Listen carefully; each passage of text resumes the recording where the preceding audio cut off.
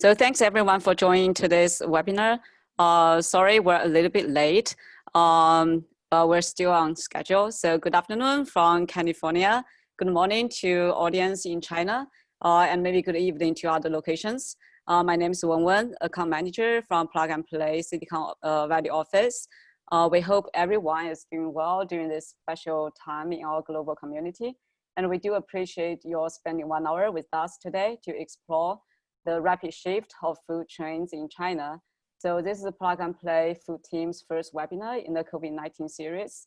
And that means we will have more webinars to come in the coming weeks.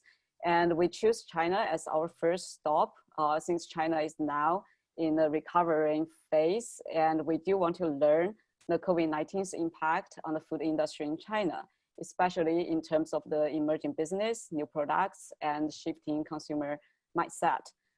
所以感谢大家今天参加我们的网络直播。这是我们 Plug and Play 食品饮料项目做的第一个 COVID-19 相关的那个 webinar。我们还会有更多的webinar 在未来的几个月里。然后我们选择中国作为第一站，是因为中国比其他地方要早几个月，所以现在正在处于恢复期。我们希望通过这个 webinar 一起探讨此次疫情对食品行业的影响。So first, I want to show you the agenda. So next slides, you will see today, we're gonna have our venture analyst, Elaine Qiushuang. She's gonna present her observation on the food startup landscape in China, as well as her findings on the shift food trends in China. Followed by that, we will have 2 startups pitch. So some housekeeping items.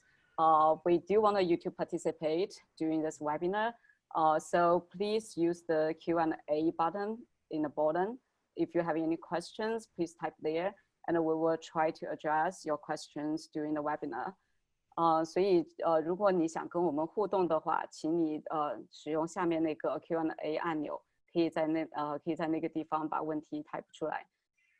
So before we start, we do want to introduce Omer Gozen, who is our Senior Vice President, who is also the Global Head for New Material Packaging Program, Food and Beverage Program, and Sustainability Program at Plug and Play.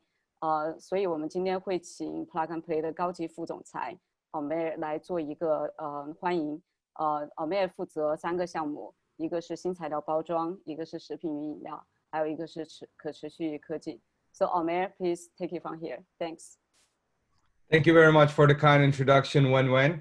So good afternoon from California and good morning in China.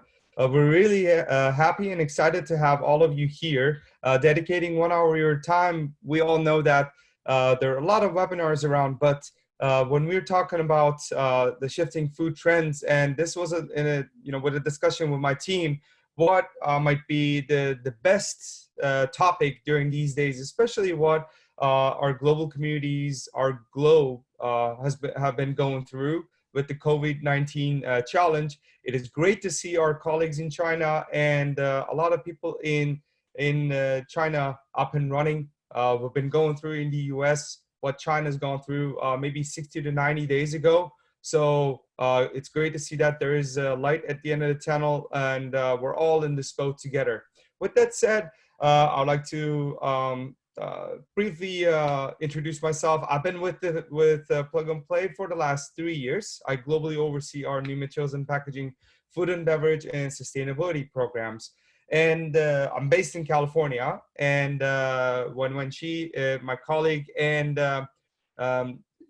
when we were looking at this topic, and in fact the idea that the person who came up with the idea of the webinar is our colleague in China, Elaine Qiushuang, and we were really excited about this because China is top of mind for a while for our materials and food verticals because of the vast amount of startups. And I was just discussing this with my colleagues in China that when you're not in China, you don't know what's in it. So we've been planning about this for the last 9 months, and hopefully I'll be able to give you some good news at the end of my presentation here. But quickly, for those of you who don't know about Plug and Play, we're the most active venture capital firm in Silicon Valley. A lot of people know us as the angel investors of Silicon Valley. We make 250 startup investments a year with operations in 15 countries and 42 offices. China is especially important to us because we have 11 active offices in China, and it's growing. We've been growing our operations and team in China every day. So besides the venture capital side of the business, we also source startups proactively in 17 industry-specific programs and run corporate innovation platforms, which most people know us for. So in this part, we find startups based on the technology interest areas and business technologies and priorities of the corporations that we have been engaged with, and which is, at this case, just to speak out with numbers, 400 plus corporates that have been working with us. And we are working diligently to grow that ecosystem for our startups to benefit from every day. So next slide, please. And you can see that, as I said, 15 countries and 42 operations, 42 offices.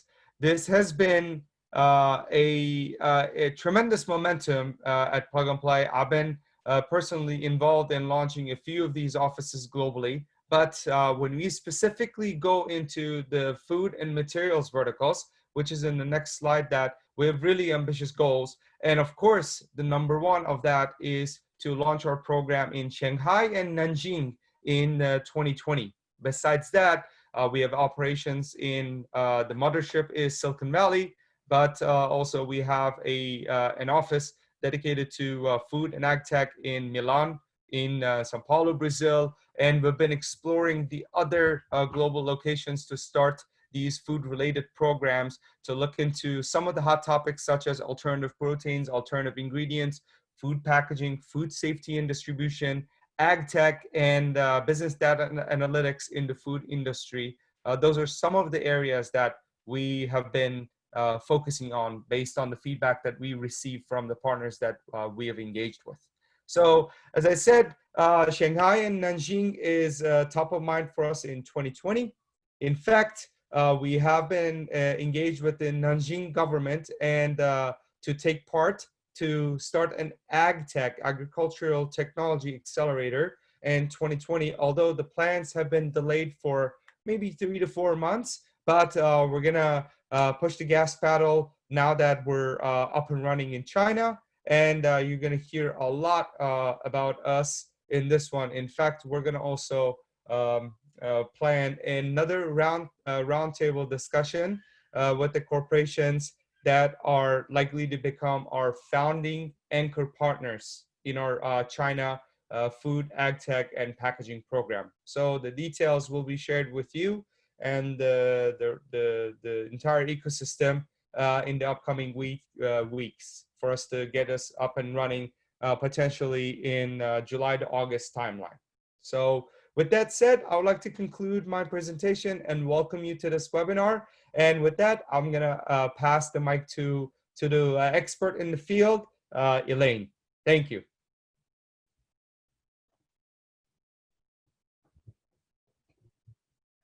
Yeah, before Elaine's talk, I'm gonna briefly introduce our plan in China. So next slide, please. So thanks, Omer, for the speech. So in China, probably for people who are not familiar with Plug and Play, we do have like 4 offices in China, and that's Beijing, Shanghai, Shenzhen, Chongqing. But in the same time, we also cover like 22 cities in China. And we currently have like 17 verticals running in Silicon Valley. So next slides, you will see like those industry verticals Plug and Play focusing on, including like supply chain, brand retail. And we already have 10 programs launched in China. So we do hope that the next program would be like food and packaging and agriculture.在硅谷总部，我们已经现在有17个工业领域，包括最新打造的一个 COVID-19 社会影响和创新平台。然后我们的项目在中国的话，现在已经有10个落地了，比如说像零售、供应链、物联网，还有健康科技等。我们非常希望下一个在中国落地的项目将是食品包装和农业。And we have about 100 corporate partners in our China ecosystem. And our venture arms in China made an average of 40 investment each year. So far, we have accelerated more than 1,000 startups already in China. 另外，我们有100多家大企业合作伙伴在 PNP 中国。我们每年会投资大概40多个创业公司的样子。目前，我们加速营已经毕业了上千家创业公司。So the next slides showed some of the pre-launch events we had in China through the food program. So for example, September 2019, we had this Shanghai Roadshow. We have like 13 startups locally and from globe to join this pitch. We have about 250 attendees from different corporations join the audience. So during these events, we had like 9 private meetings between the corporations and the startups. We collect the corporate interests because we want to build this program with our corporate partners together. We want to fit your technology needs, and we do want to like navigate the risk together and also seeking opportunities together. So on the next slide, we're going to show the focus area we have for our China program. Yeah, like food nutrition in this space, we're going to focusing on like sugar reduction and alternative protein. I know like most of you probably already heard the news from Starbucks, who announced this week they're going to collaborate with Beyond Meat to bring those alternative meat to their store in China. And also KFC, the day before yesterday, they just launched the alternative meat chicken nugget in China market. So those are some area we're already focusing for a while, and that's gonna continue be our focus in China. In addition, like with the more disposable income in China and the people's style change, we do want to dive into the personalized nutrition and the functional foods area. And the other 2 area, packaging, we're gonna focusing on smart packaging, such as temperature checking, tracing during the supply chain process, and also interacting between the consumers and the brands. And another big focus is the sustainability recycling area for the packaging involvement. In addition, e-commerce, I think Eileen gonna focus those topics later, so I will just save the time. And as Omer mentioned, because of the COVID-19, some of the plan might change, but we do have a general timeline for our program in China. So in July, we do plan to have a board meeting, hopefully in person, that we can gather the corporate partners who are interested in building the program with us together, so we can talk about how we're gonna launch the program and the startups database we already built. And in October, we hope that we will have the startup application starting and hopefully run our selection day and the first batch in November. So next slide, please. As Omer mentioned about the Nanjing program with Nanjing city government, this is a program we will combine with the food program in the future, and more information will coming up soon.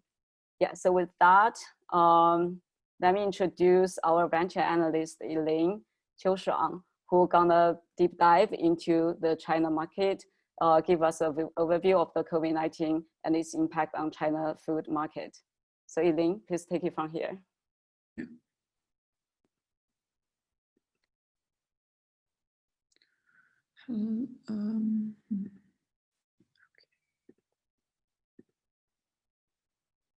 Sorry, I have 1 minute.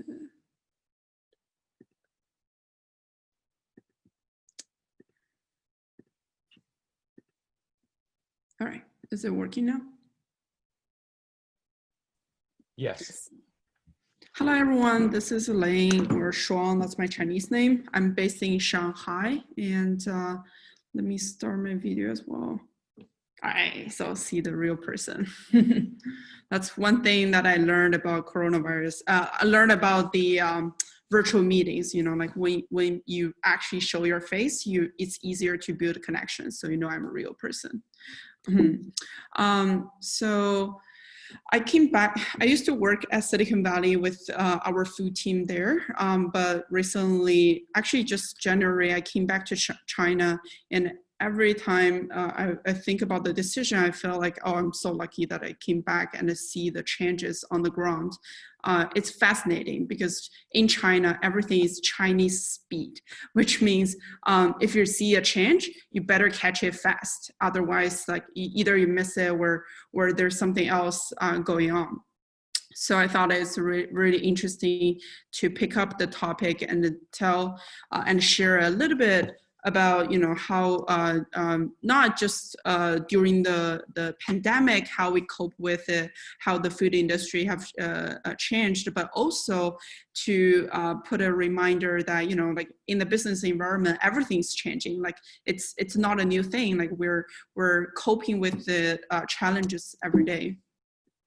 So the three topics I'm covering, the first one is market backgrounds and innovation landscape. So just a little bit kind of a sneak peek about, you know, like how to understand Chinese market, and also what are the startups that are working on new innovations, because those are the ones, startups are almost like crystal ball. Like if they're developing their products, then it means later on there will be something like they are the catching some trends and providing technology in the future. And the second part, which is shifting trends in consumer preference, this is kind of relevant to the current situation. And then the third part is, I believe for most of the partners here, we really care about new product development, right? And we're looking ahead. We're not just looking at the current event, but we're looking at all the future events. So that's why I brought up the phrase VUCA, like volatility, uncertainty, complexity, and ambiguity. So yeah, let's dive into understanding the market. I think if you ever travel to China, like you can see on the ground, but if not, like still, like this is a market it's large enough. The consumer, especially food, the consumer market is large enough that it's very important for a lot of the international companies. It's a huge market and a very important one. So there's no doubt everyone's trying to understand it first, like to know the rules, you know, play by. Easily we do the comparison, because I used to work in the grocery industry in the US. So this is a very interesting part for me as well, to understand, you know, when you do when you shop foods, like food products, where do you go? How's the consumer behavior difference between US and then China? So there's a couple key points. I mean, I'm not listing off the differences, but you know, if those are the easy ones that we can see how they impact the later on discussion. The first is shopping basket.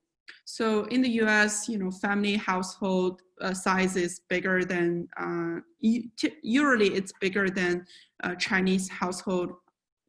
The size wise. So when they go shopping, their shopping basket, where we see where we call it order size, is very different. In China, shoppers tends to buy to buy more frequently, and to buy less amount. So the shopping basket is generally smaller. But if you if you know grocery industry, you know that like most of the revenue generated or the most important part that the store cares is impulsive buying. So when a country that has in China, when the shoppers are buying less and buying more frequently, you're hoping that they can buy more, they have a more impulsive buying behaviors. During the coronavirus, definitely that's something sort of changed because convenience stores are closed down or they're impacted. Not many people are shopping offline. So that's one thing that I want to put here. The second differences that I want to mention is the consumer segments or the consumer base. In the US, relatively, when you're talking about consumer, you talk about their disposable income, you talk about their class, like their middle class, like that's setting a basic picture about like who's the buyer, who is shopping for your brands. So that's when you switch to the Chinese picture, then it's probably a little bit more complicated because we have, tier 1 city, tier 2 city, tier 3, tier 4, even tier 6, like the rural areas. And people are very, very segmented. And they have different characteristics in terms of their consumer preferences. So that's another difference. And in terms of the business environments and the cultural, I want to, sorry, give me 1 second to adjust this. All right, in terms of the business environments and the cultural, I think this is more related to, like who's the, kind of combined with the channels. Where do people shop? And how do business is like e-grocery business, delivery business, how do those business change the landscape of how consumers can interact with products? So those are the difference that we've seen, and we also do the comparison. We see, oh, in China, a lot of things they're new. They're probably ahead of US. So there's not many experience that you can draw directly from the US consumer or the Western world in general. And the last one, which is the payment system, it's also very different, because if you're talking about R&D research, you probably draw data from a POS, like POS system, and to see how your consumers' buying behavior might correlate with their shopping environments or some other factors. But in China, the payment system have been so centralized, I wouldn't say centralized, but so influenced by WeChat and Alipay, both mobile, both tech giants kind of controlled a lot of the channel, and it has a huge impact as well. So those are the differences that I do a brief comparison. And here is the heat map. So thanks to I collaborated with my colleagues here in China. We sort of did a scan through the whole landscape. We look at startups and we see, which area has more startups, or which area is more intense right now, like in terms of like technology improvements. And if you understand the history of China, like how it dramatically changed over the past 10 years, you will see a lot of the technology first started from the internet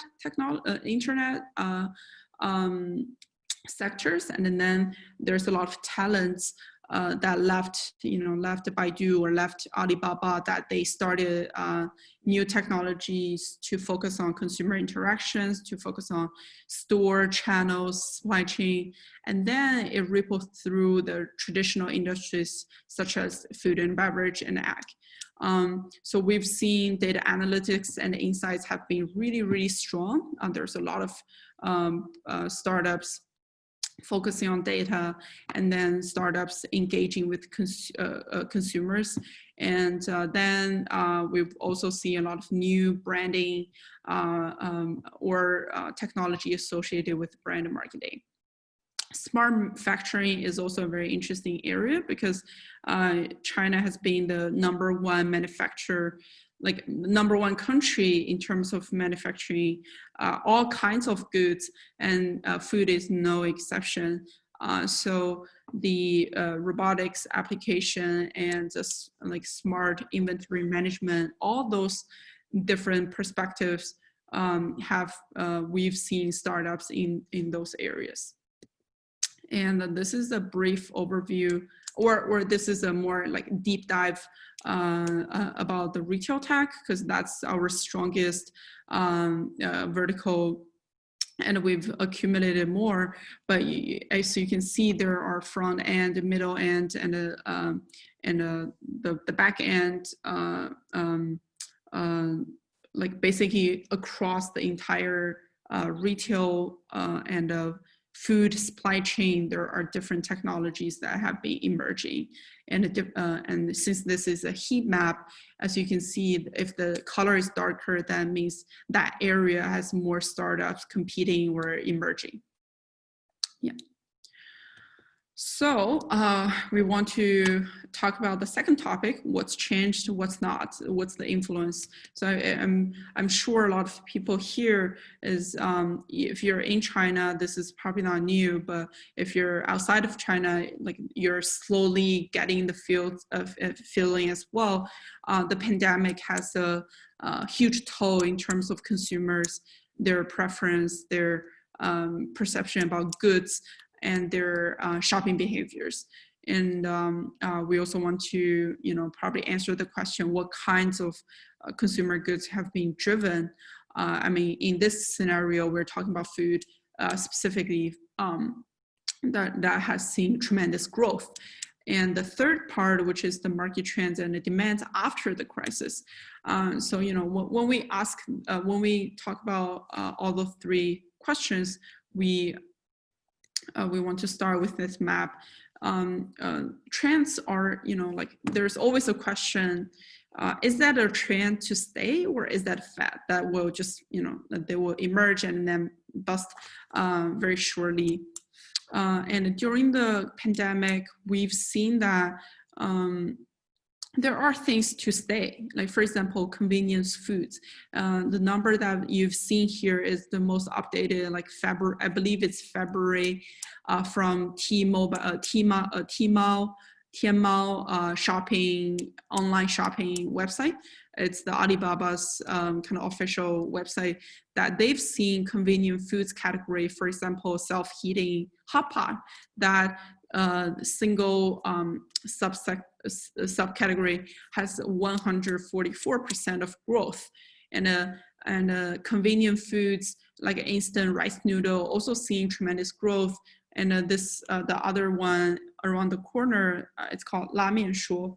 That's a high-end instant noodle brand that just started last year, I believe, that they've seen 57% of growth. So those are things that, it's not just it's not a fad that will say, oh, okay, like this is not gonna last, but you see the numbers, and people are voting by their dollar, by their money. And we've also seen very shockingly 150% of growth in terms of this specific product. It's called a 小鲜炖.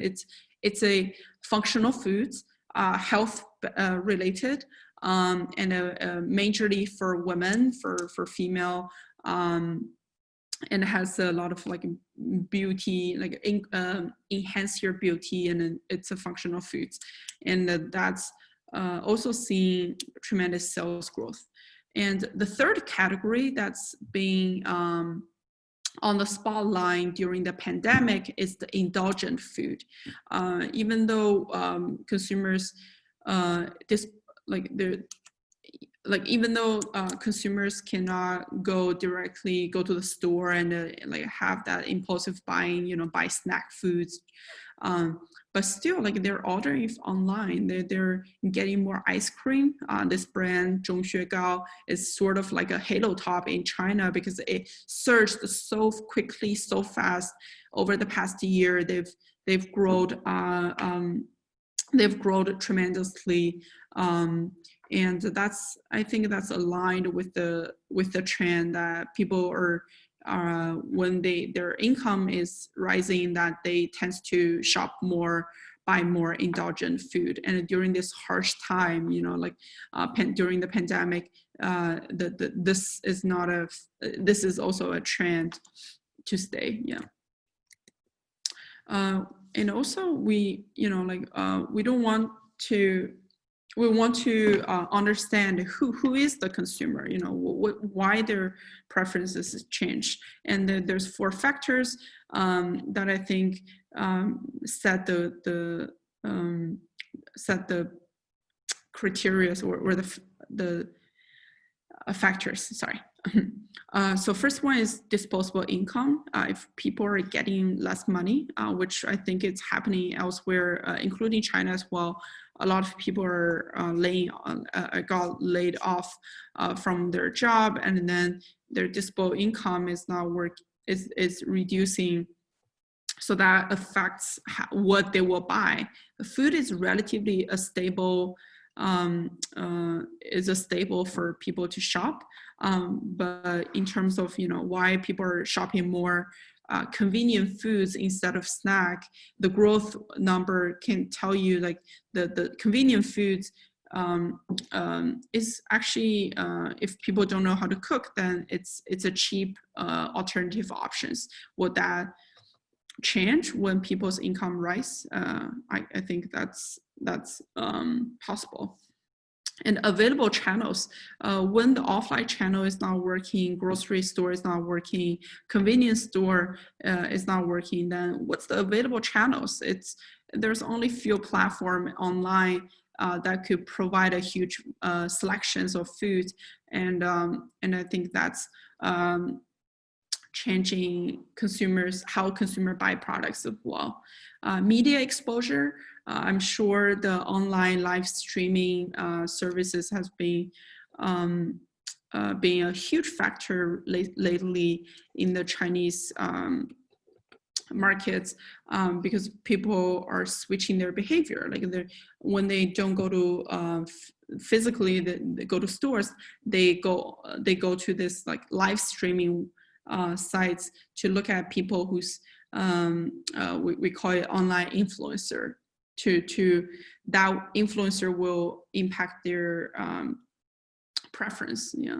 And also there's social and the cultural circle that kind of echo with, you know, the consumer segments that we've seen. If they're in tier 1 city, then certainly their information, their circle is very different from tier 3, tier 4 cities, people in those cities. All right, sorry, I think I have to go a little bit quicker. Just to answer the questions that I listed before, you know, what's changed? I mean, there are trends that affected by those 4 factors. People started to buy more or buying less of something, but what not changed is our industry. Like the industry that we have, the production, we have supply chain with smart manufacturing and channels, those are not changing. So those are the things we can actually have control and do gradually improvements all along the time. And what's not changing as well is, you know, like people's like deeply their demand is not changing. Like even so people are still looking for healthy quality foods, individualized, convenient food. They're still shopping online, offline. They still want the emotional and the experimental connection with the brands. So those are the things that we are very firmly believed in, and then we think it's continuing. It's gonna still stay there. It's not changed. So it's easier for us to make strategies, or for brands to think about like their next their future moves. On kind of contradictory to the fast shifting trends, I think in China it's more called unleash. Like segments, people's needs are always there, but now they're unleashed. So that's something we might, you know, think about. And this unleash process also is aided by the internet movements. So if you look at Chinese,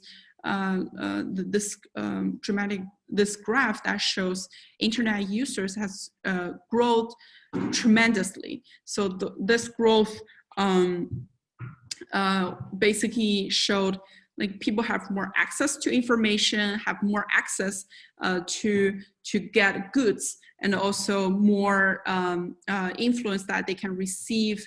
But most importantly, they can express their preference. Like, you know, if they don't like something, they can go online and make better review, or if they like it, they would do repeating purchase. So this is also a map. Like I have an English version and a Chinese version. Because of the time, I'm going to move a little bit faster. Sorry, but this PowerPoint will be available later on. I'm showing this map because I want you to have a basic understanding, because we're unleashing the consumers. So the key points here is still understanding consumers, but now you have more tools and you have more available data source. So if you look at the data insight, data management, data source, you'll see it's a complex work, like to not only get connected with your consumer, but to actually identify them and then make that insightful action items. So both content and data is something that we've seen became very important lately. And this is a case study about the influencer economy.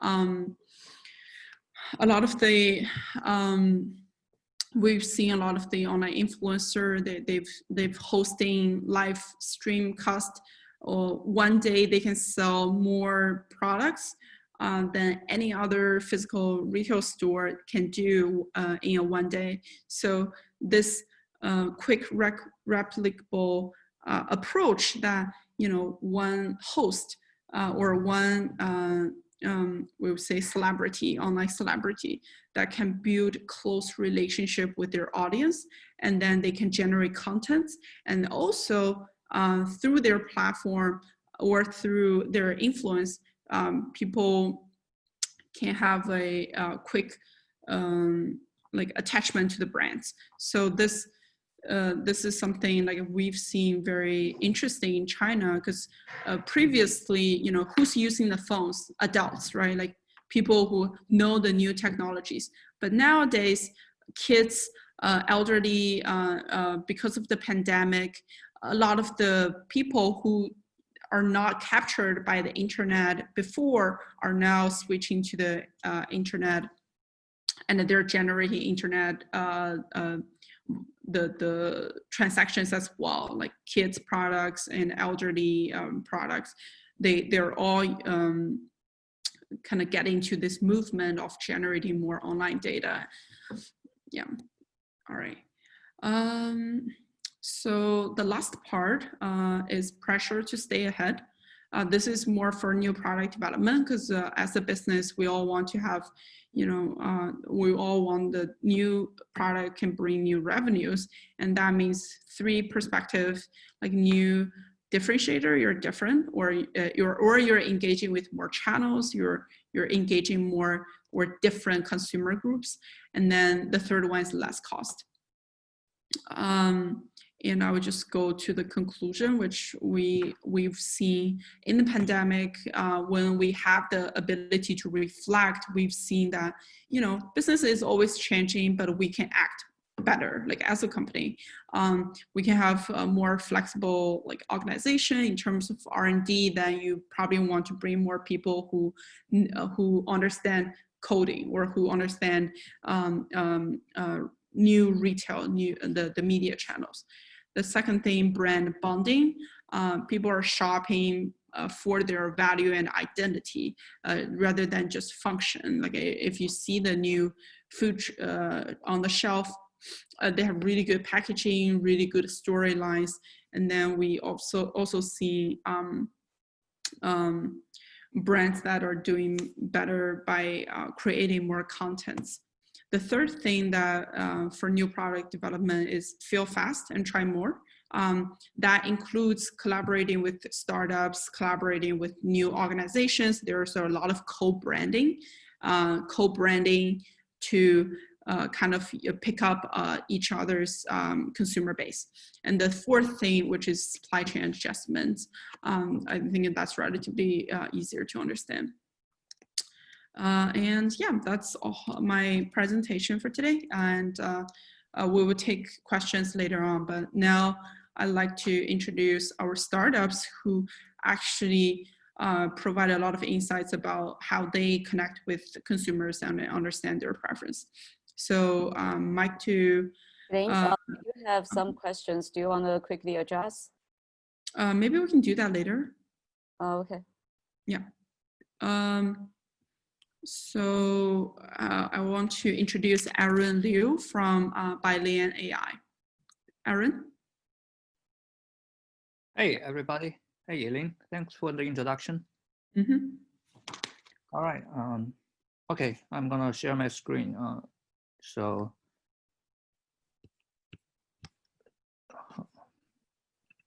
hold on for a minute.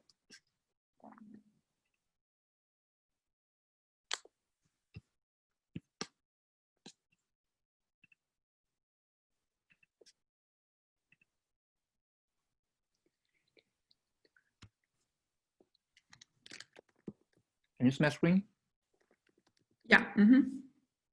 All right. So thanks for the introduction. And my name is Aaron Liu. I'm a co-founder of Bailian, and our goal is to bridge your creativities. We are a AI startup, so we have worked with a few partners in the snack food industry, and we're here to present our product solutions. So before we dive into the details, here's a glance. Let's take a glance at the snack food industry in China. So there are two critical numbers. First one is the market size. It's over 3,000 billion Chinese yuan for the market size. And however, almost 2/3 of the brands die every year. So that means our customers or consumers, they are millennials. They have a very short attention span, and their preferences are shifting every day. So every brand will face the need of urgent innovation. So our clients are facing the same problem, and that's why we come in and help them. So what are the pain points? So for new brand innovation, what are they going to connect? How are they going to connect with their consumers? So they try to find information on different websites, on different sources, but their time and energy is really limited, and they can't find enough data sources there for them to collect the information.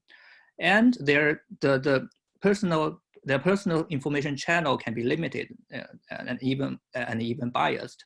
They try to find the information based on their experience, and they cannot get a global view of what's happening on the websites. And then the issue of lack of analysis will happen, because all they get is data. All they get is a large amount of data, and this number of data is not converted into the insights. So it cannot provide anything valuable unless there's an analysis for them and unless it's converted into the insights. And the fourth issue for them is they really have to spend a lot of time scanning all the websites so that the information is really lagging. So they have to take the time to do that every month or every few weeks. But by the time that happens, the things has already passed. So how to provide them with a really fast reaction is another issue. So that's why we come in. So for our goal is to use AI to efficiently provide them to monitor and scan the data sources and provide them a tool that will be efficient and convenient for their product development teams or brand teams to connect with the latest trend and connect with the latest consumer preferences.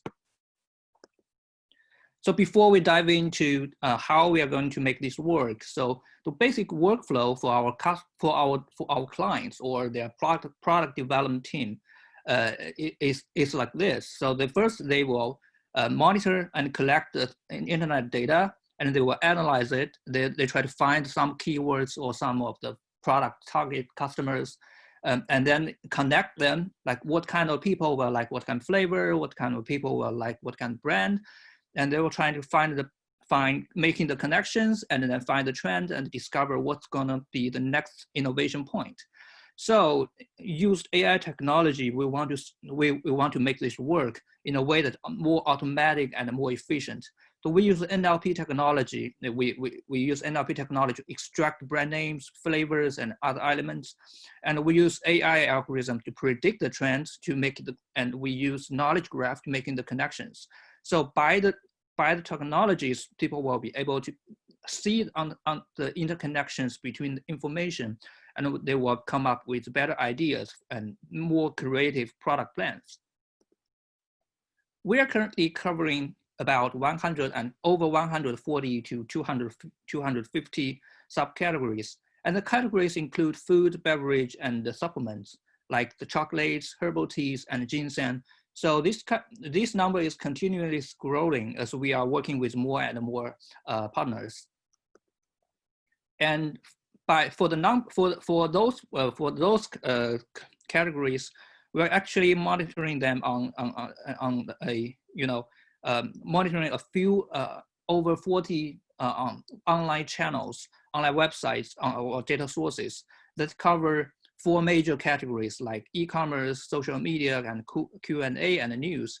For example, like what kind are the people shopping on Jingdong, which is like Amazon in China, Amazon in the US, or what are the people talking about on Weibo, which is Twitter in the US, and what are people discussing, what are the questions they are asking about food and their preferences in Q&A websites such as Zhihu, which is similar to Quora in the US, and what are they reporting on news websites like NetEase and Toutiao.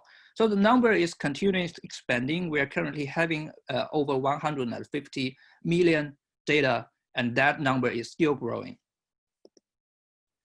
So for the large number of data, we have the technology to update them frequently, as frequent as 3 days for the brand volume exposure. We track all the brand volume exposure on all the 43 web data sources. We update them every 3 days, and brand name every 1 month, so that you will learn your preferences, you will learn the shifting of the consumer's preferences every 3 days. So we are going to make it really fast for you to discover the new change. All right, so that's the features of our product. So there lies in the three aspects. First, we help you to discover the trend.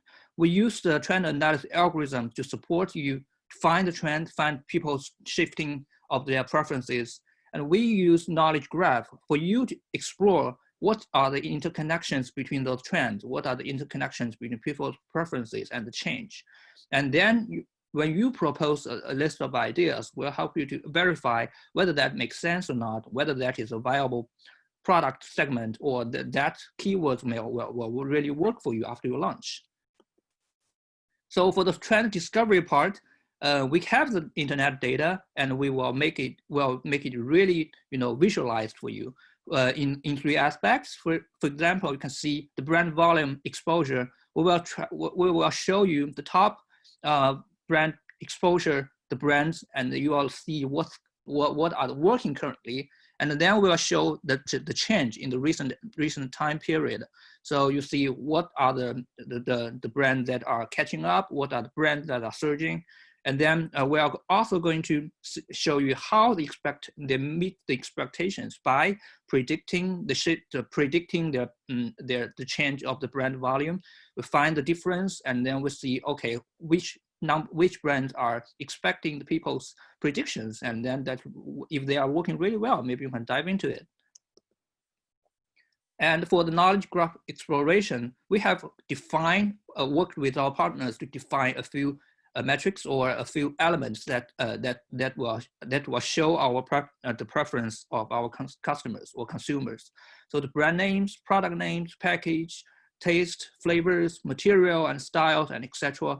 They're all able to make the interconnections. For example, if people will like a soda that's like pineapple soda, maybe they will like pineapple gum as well. But when you are in charge of the soda line, product line, maybe you can consider some other flavors that gum providers or gum flavors may have insights they have the people talking about them, and maybe you can use them as a, you know, as an innovative idea to launch another product.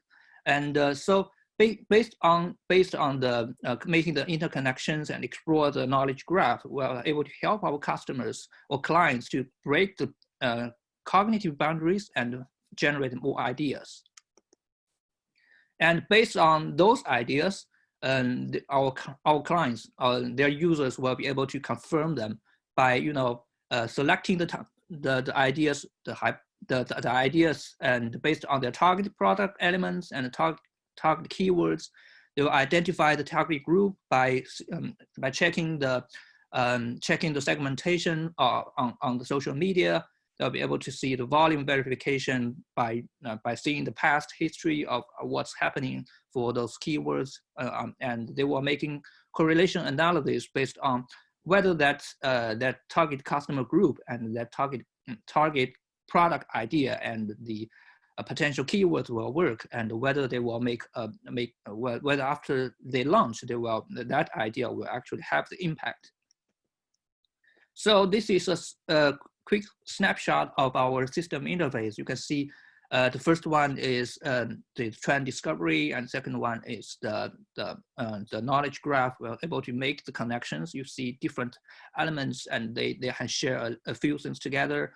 And then the third one is they are making a product and the keywords and trying to see whether verify that with good idea and what kind of person will potentially like the idea.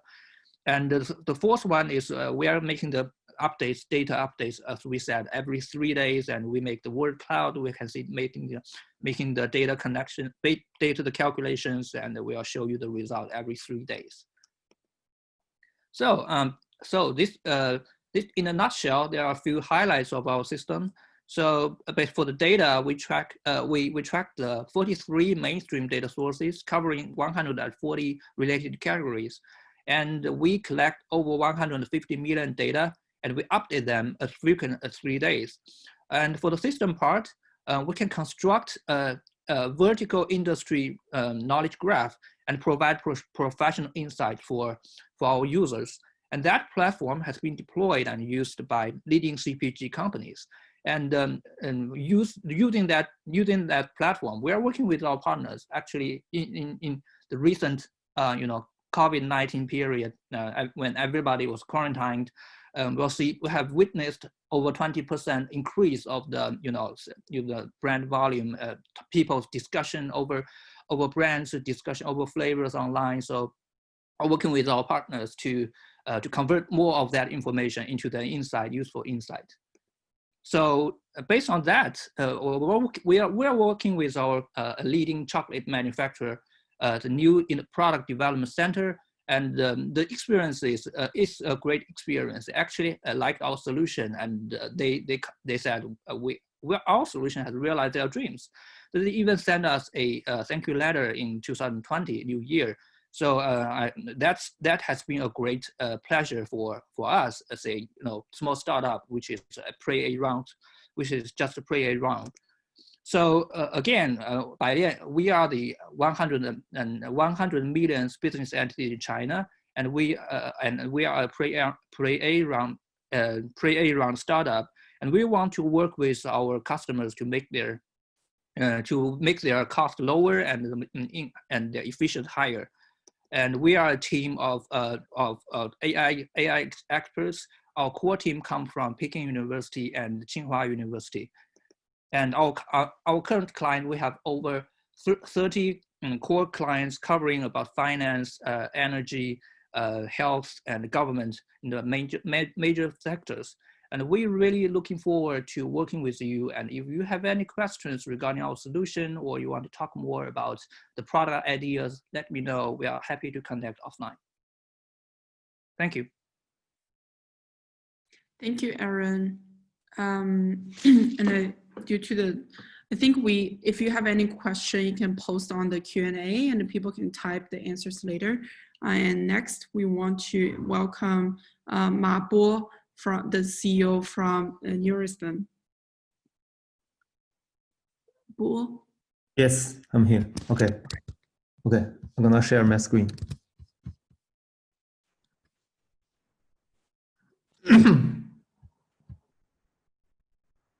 Hello, everyone. I'm Ma Bo. I'm the founder and the CEO of New Rhythm, which is a combination of neural and rhythm, which implies we are studying the brain. So in one sentence, we interpret the cognitive patterns of the brain.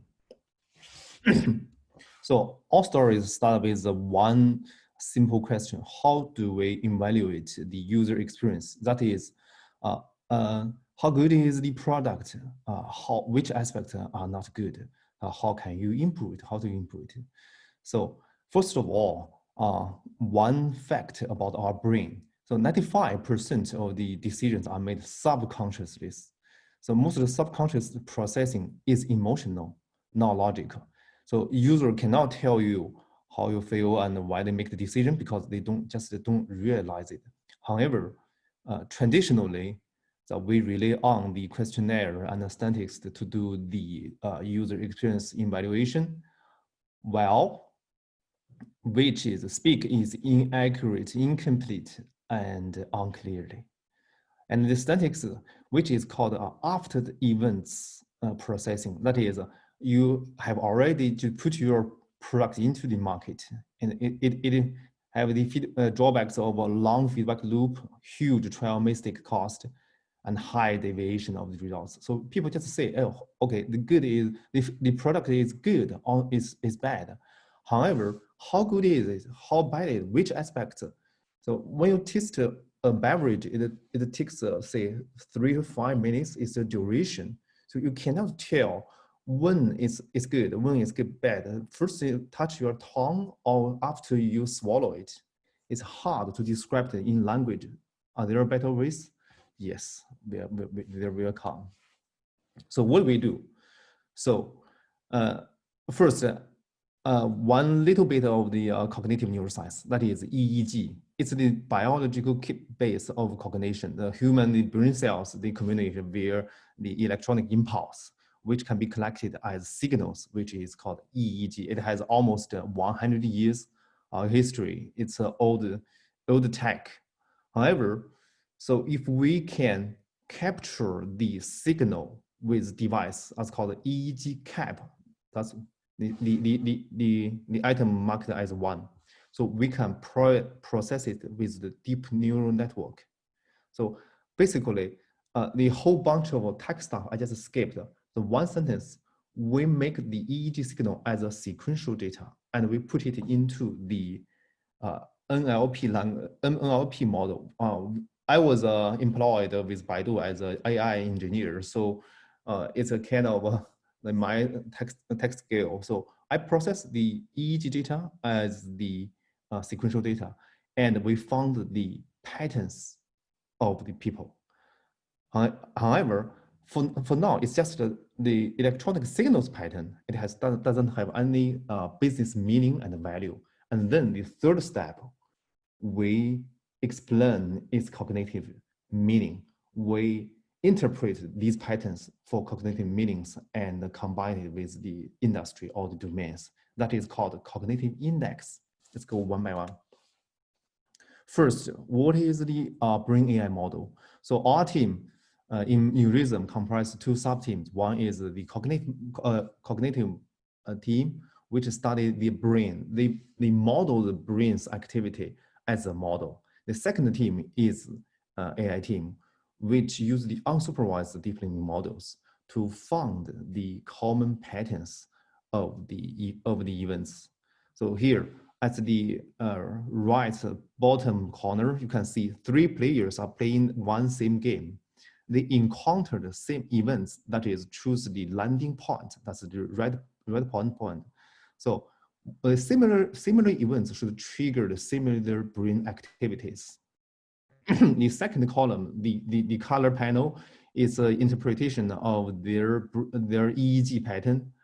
We found the common components of all these 3 players. Actually, we use 30 subjects, and then we verified with the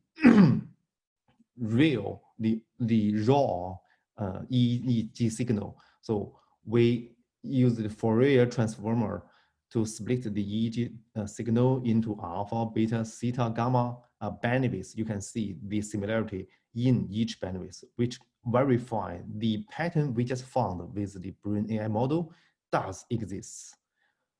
Now, the next step is how can you interpret these patterns? That's the third part, cognitive index. As human beings, we have processed the basic cognitive index, that is sensory, the taste, smell, touch, vision, auditory, emotion, cognitive process. So all these cognitive indexes, when we apply it to certain domain or certain industry, for example, e-cigarettes, we concern about the nicotine effects. That's why we eat smoking, anxiety relief effect. Sorry. Immersion, after you smoke a cigarette, you feel relaxed, like immersion, and involvement, you just separate from the environment. So all these cognitive index are what we care in this domain. And how we combine it with the product. That's the, I'll give you one example.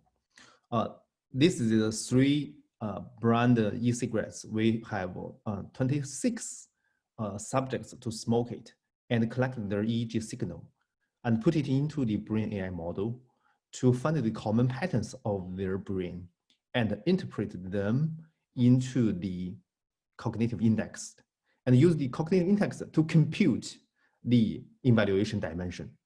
While this evaluation dimension is domain specific and it's defined by the domain expert, not us, but the domain, e-cigarettes domain expert. We just use the pattern to compute the cognitive index and to compute the score of these evaluation dimension.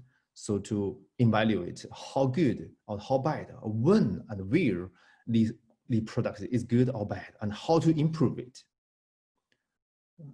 Say, if the nicotine effect is not enough, so we can just put more nicotine into the product, for example. Okay, this is one report. I just skip it. And here is the craft beer.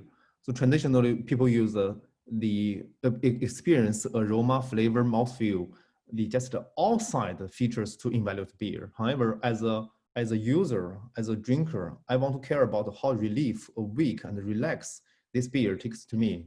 So we choose 3 craft brews and have 30 subjects to taste it. It takes 6 steps or events: observe the bottle, observe the body of the beer, and drink it, and swallow it, and feel the rest of the feel. And here we analyze how the brain is react into the taste and score our products, which is a combined product with Panda beer. Here, mouthfeel and aroma. This is Pending Hao, the founder of Panda Brew. He takes the experiment as well. So this is the curve is called FFA. It's a emotion, how your emotion just feel while you're drinking the beer. Okay, so this is what we do. We analyze the human EEG signal for user experience evaluation. We design specific behavior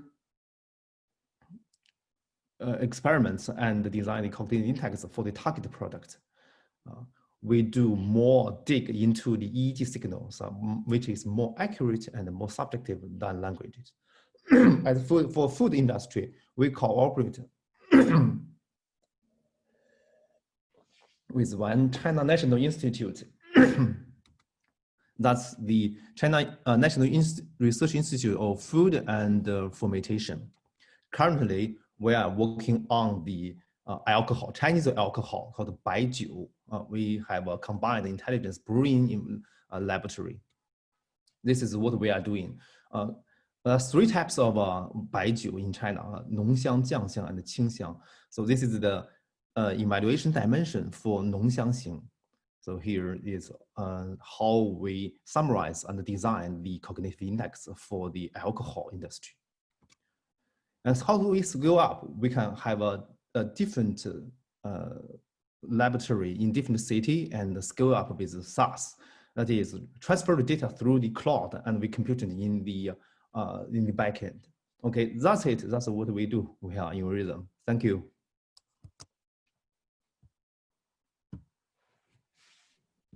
Thank you so much, Guo. I just want to pause a second here and ask, is there any questions for him or for Aaron or for me? If so, you can type it in the chat or the Q&A session. If not, we can move to Wenwen. Do you want to say something? Hi, there were some questions for you earlier, but due to time, we won't answer it during the section. We will follow up with the founders at Elaine and get your questions answered later. For now, just some upcoming events. We do have our Spring Summit next month, May 4th to 8th. This time it will be totally virtual. So we're gonna have 5 verticals, 5 mornings, multiple verticals join. Like first day, media and advertisement, second day, supply chain, retail, and our program gonna be on the 4th day, new materials, packaging, and the food program, as well as sustainability program on Friday. So if you wanna join, contact us, and we're gonna open this event to our partners and potential prospects.